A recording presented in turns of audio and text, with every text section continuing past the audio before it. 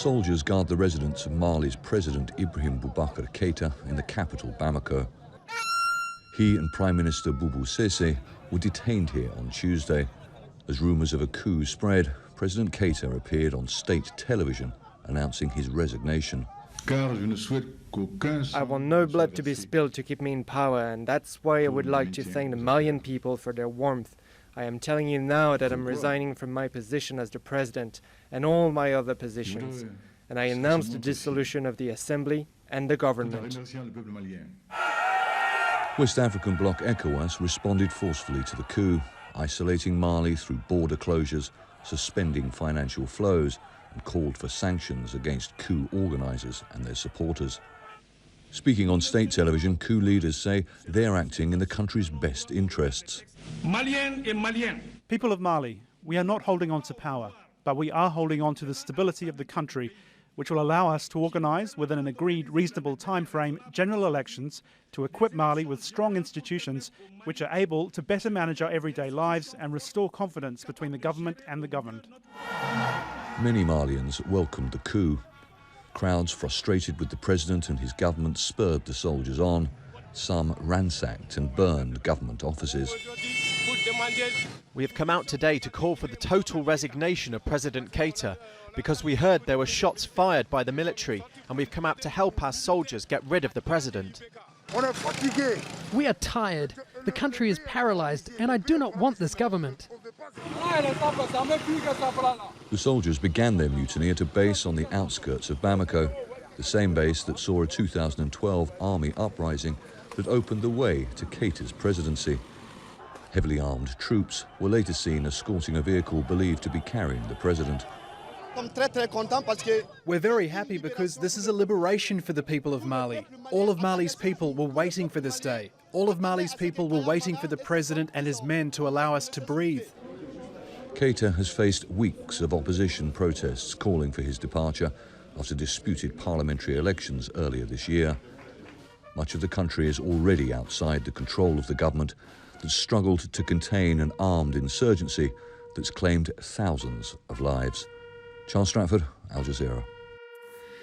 Let's speak now to Al Jazeera's Ahmed Idris, who's following the story from Nigeria's capital. Ahmed, just bring us up to speed. What's the latest?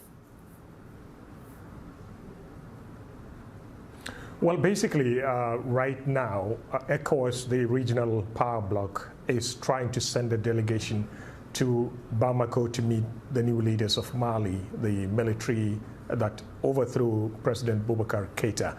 Now, the delegation is expected to be led by the present chairman or president of the organization, Niger President Mohamed Yusuf, along with presidents like Macky Sall, Ghana's Nana Akufo-Addo.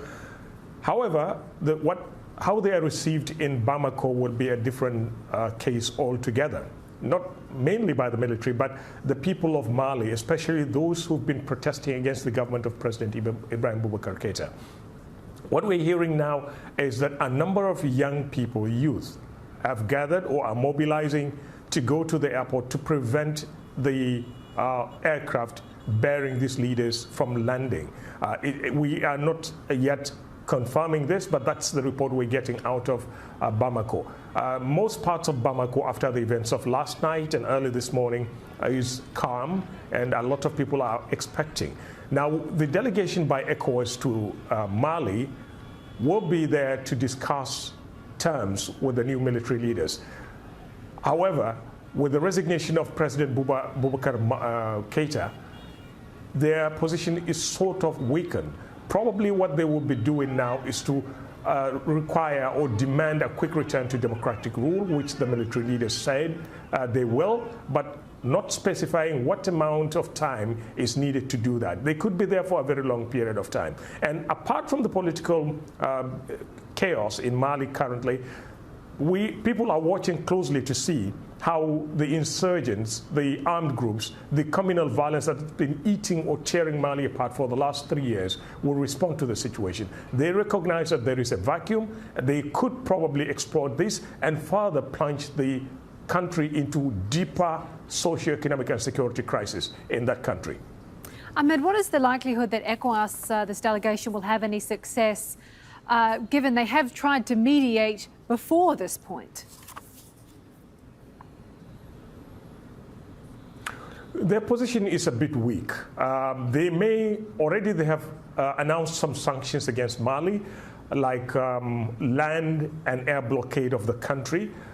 Mali is a landlocked country, and if all member states of the Economic Community of West African States agreed and respected the sanctions imposed by ECOWAS to force the new government in Mali to return power to civilians is enforced, they absolutely need the support of Mauritania, which at one time was a member country, and of course Algeria, because these are the only two non-ECOWAS countries that have borders with Mali. If the whole of the region blocks or blockaded Mali by air and land, then it will have little or no option than to succumb to the pressures of the regional bloc.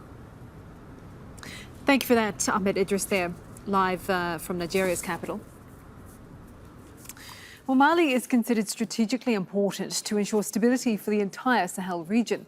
But the country has been in turmoil, partly stemming from another coup back in 2012. Following that, armed groups took control of large parts of the country, enforcing a strict religious code.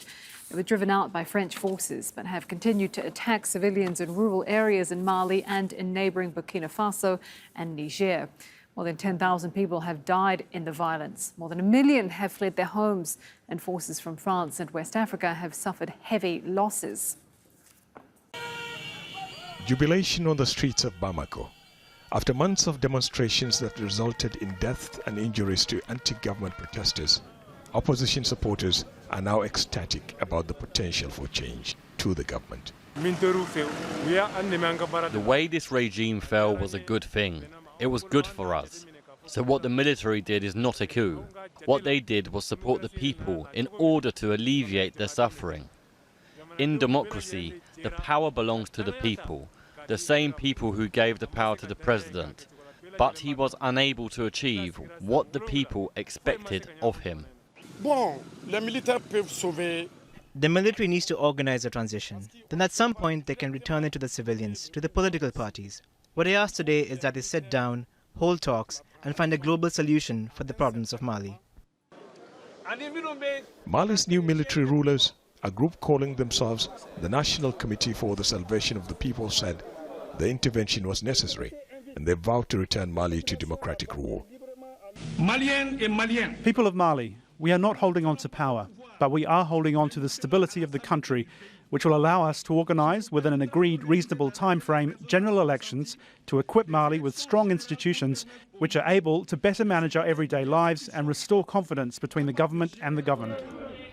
On Tuesday, the military leaders overthrew President Ibrahim Keita's government, arresting him and members of the cabinet and senior army officers. They accused the president and the others of failing to protect Malians and for allowing corruption to flourish. The promise of a return to constitutional democracy is welcome news to the opposition, but there are also concerns that the army may seek to hold on to power, something the opposition say they will resist. We have our own ideas about how things should be run, so it's too early for us to say whether they will respect their words or not, but I can guarantee you that we will fight, just like we fought the previous regime, to make sure that poverty and bad governance will be a thing of history. International reactions to the coup were swift.